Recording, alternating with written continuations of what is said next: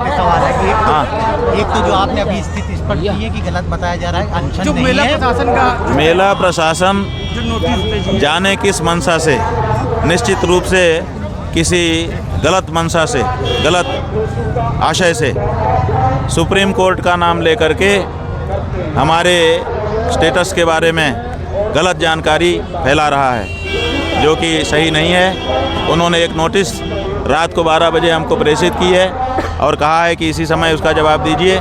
रात को 12 बजे तो हम लोग नहीं जाग रहे थे, सवेरे उठ कर के हम लोगों ने वो चस्पा हुई नोटिस देखा, उसका जवाब आज शाम को उनको हम लोग दे रहे हैं। और साथ ही एक नोटिस अलग से भी हम दे रहे हैं कि आप गलत बयानी करके किस मंशा से जनता के बीच में भ्रम उत्पन्न करना चाहते हैं वो भी बताइए, ताकि हम उसके बारे में भी कार्यवाही कर सकें। हमारा कि शिविर के बाहर आप बैठे हैं, आप जैसा बता रहे हैं कि आप अनशन या किसी तरह की नहीं, हम अनशन पर नहीं हैं, हम धरने पर भी नहीं हैं, शिविर के बाहर बैठे ज़रूर दिखाई दे रहे हैं। असल में ये हमारी गंगा जमुना माता से टेक है, संगम क्षेत्र के तीर्थ से टेक है कि जब हम अपने शिविर से तुम्हारे अंदर स्नान करने के लिए निकले थे तो हे मेरे देवता, हे मेरी माँ, क्यों वंचित कर दिया मुझे।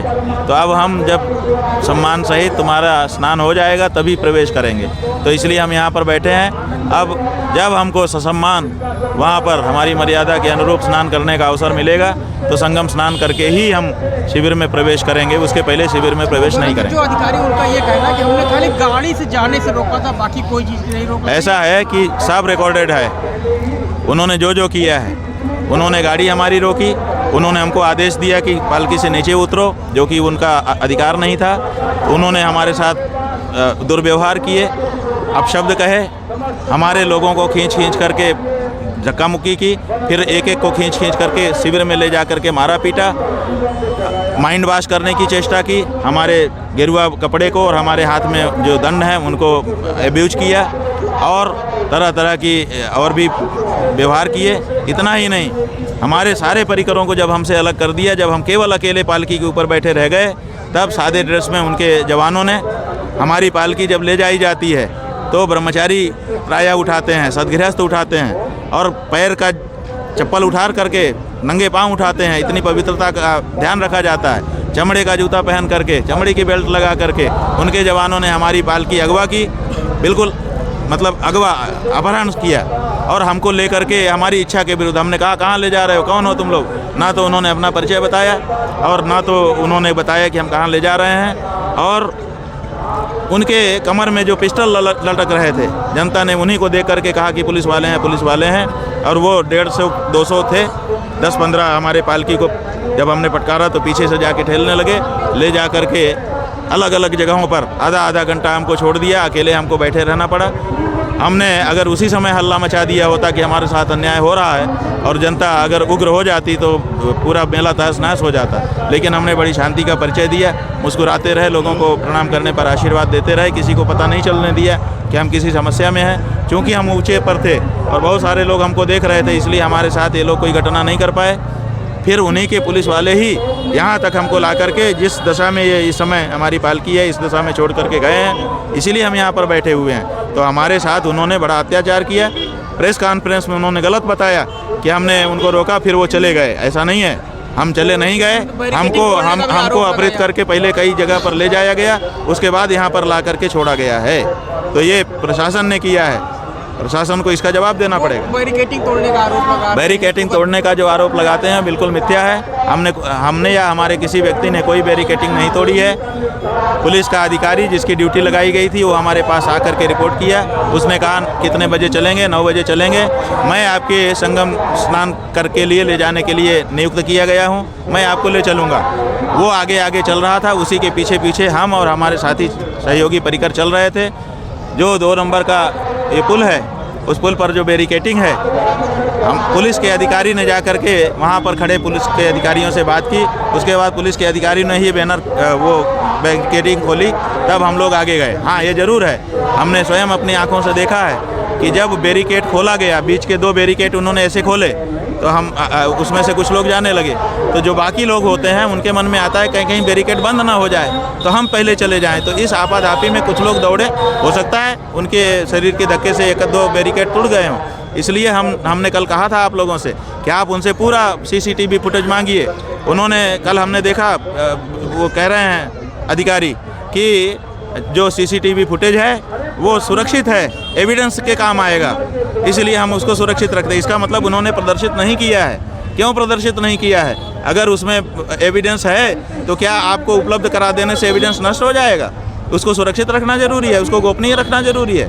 तो हमने कहा था आप पूरा फुटेज मांग लीजिए, आपको दूध का दूध पानी का पानी हो जाएगा। फिर हमसे सवाल नहीं, आप उन्हीं से सवाल पूछेंगे। महाराज जी क्या सम्मान के साथ स्वीकार करते हैं, यहाँ के प्रशासन को सम्मान देते हैं और जो रास्ता वो बता देते हैं उसी से चल कर के जाते हैं। उन शंकराचार्य जी के ऊपर ये आरोप लगाना कि उन्होंने कानून का उल्लंघन किया, ये शंकराचार्य जी का अपमान है, हमारी परंपरा का अपमान है और 100 करोड़ सनातन धर्मियों का अपमान है। अच्छा, शंकराचार्य लिखने पर जो विवाद हो रहा, जो नोटिस दी है, शंकराचार्य लिखने पर विवाद और लोग लिख रहे हैं जैसा कैसे हो सकता है? सवाल ये है कि माघ मेला प्राधिकरण तय करेगा, उसको कब से अथॉरिटी मिल गई कि कौन शंकराचार्य नहीं है और कौन शंकराचार्य है, इसका निर्णय करे।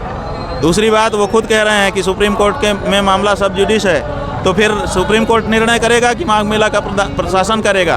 और तीसरी बात कि जो तथ्य वो पेश कर रहे हैं वो तथ्य गलत हैं। 14 अक्टूबर का एक आदेश वो दिखा रहे हैं, उस आदेश में ये लिखा हुआ है कि अभिमुक्तेश्वरानंद या और कोई ज्योतिष पीठ पर पट्टाभिषेक आज की तिथि के बाद नहीं कराएगा, जबकि हमारा अभिषेक 1 महीना 2 दिन पहले 12 सितंबर को ही हो चुका है। 12 सितंबर से ही हम ज्योतिष पीठ के शंकराचार्य के रूप में काम कर रहे हैं और 21 सितंबर को सुप्रीम कोर्ट को ये जानकारी भी हो गई है। जब हमारे अभिषेक को और हमारे द्वारा ज्योतिष पीठाधीश्वर के रूप में कार्य न करने देने के लिए वहाँ पर एक आवेदन किया गया था सुप्रीम कोर्ट में हमारे प्रतिपक्षी के द्वारा कि इनको रोक दिया जाए कि ये ज्योतिष पीठाधीश्वर के रूप में कार्य न करें, तो उस याचिका को निरस्त करते हुए सुप्रीम कोर्ट ने 21 सितंबर को ही आदेश कर दिया है कि ऐसा कुछ नहीं किया जाएगा।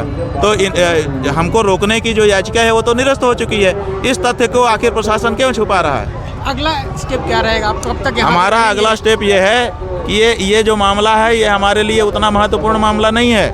ये तो है सम्मान का मामला है, लेकिन जनता इसको लड़ेगी।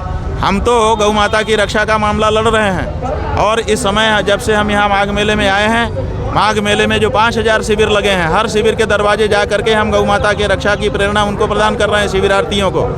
लगभग 500 शिविरों में हम जा चुके हैं, बाकी अभी 4500 शिविर बचे हुए हैं। तो हम यहाँ पर एक लक्ष्य लेकर के आए हैं, क्योंकि हमारी इच्छा थी कि भारत देश में रहने वाले हर हिंदू के दरवाजे पर जा करके हम उसको जगाएं कि आखिर कब तक चुप रहोगे, उठो अपनी माँ की रक्षा के लिए। लेकिन भारत देश के हर हिंदू के घर के दरवाजे जा पाना व्यवहारिक नहीं है, वो नहीं पाएगा। तो हमने सोचा कि यहाँ पूरा भारत बसा हुआ है, धार्मिक भारत, तो कम से कम इन 5000 दरवाज़ों पर तो हम चले ही जाएं। तो हम तो गौ माता की रक्षा का जो मुख्य कार्य अपने हाथ में लेके निकले हैं उसको पूरा करेंगे। इसलिए हमने आज से अपनी गौ रक्षा प्रेरणा यात्रा आरंभ कर दी है और दरवाजे जा कर के लोगों को प्रेरित कर रहे हैं। और हर दरवाजे पर लोग माला फूल लेकर के खड़े हैं और कह रहे हैं बिल्कुल हम आपके साथ हैं और गौ माता की रक्षा अब किसी हालत में किसी भी सरकार को करना ही पड़ेगा। और 10-11 मार्च को दिल्ली में हम लोग इकट्ठा हो रहे हैं। हम चाहते तो यहाँ मेले में भी साधु संतों को इकट्ठा कर सकते थे, लेकिन तब लोग यही कहते थे यहाँ तो सब लोग आए ही थे, इकट्ठा कर लिया। इसीलिए 10-11 मार्च को दिल्ली में हम इकट्ठा हो रहे हैं और वहाँ पर गौ माता की रक्षा का बिगुल बजाएंगे, ललकार करके कहेंगे कि अगर मुगल की सरकार नहीं है, अगर अंग्रेज की सरकार नहीं है, अगर भारत के लोगों की सरकार है, तो भारत के लोगों की भावना है कि गौ रक्षा बंद करो, इसी समय बंद करो और नहीं तो गद्दी से हटो। महाराज जी, प्रदेश में जो मुख्यमंत्री वो भी एक संत है। जब उन्होंने पार्टी ज्वाइन कर लिया, जब उन्होंने संविधान की शपथ लेकर के मुख्यमंत्री पद स्वीकार कर लिया, अब वो मुख्यमंत्री हैं। इस समय वो धर्मनिरपेक्षता की शपथ लिए हुए हैं, धार्मिक शपथ उनकी पीछे छूट गई है। इसलिए इस समय हम उनको केवल मुख्यमंत्री मानते हैं, मठ का महंत या संत नहीं मानते हैं। उनके राज में ऐसा हो रहा है? आप उनके राज में हो रहा है क्योंकि उनको गद्दी प्यारी है, गौ माता प्यारी नहीं है। नहीं तो गोरक्ष पीठ के संत थे, कम से कम अपने रीजन में तो वो ये कर ही सकते थे। महाराज जी, आपने कहा कि राष्ट्रपति को भी पावर नहीं है शंकराचार्य? हाँ, बिल्कुल सही कहा है। राष्ट्रपति को, प्रधानमंत्री को और किसी को भी पावर नहीं है कि वो शंकराचार्य नियुक्त कर दे।